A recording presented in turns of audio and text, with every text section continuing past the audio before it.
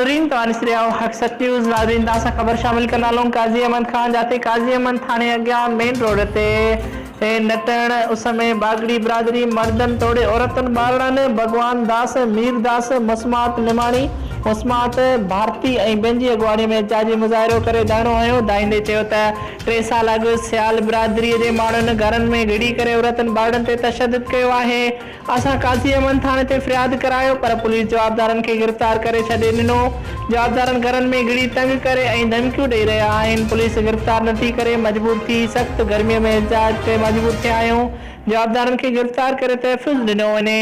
खबर मोकिलण ताईं एहतजाज जारी रहंदो। रिपोर्ट करे मुमताज़ अली सोमरो, हक़ सच न्यूज़, काज़ी अहमद।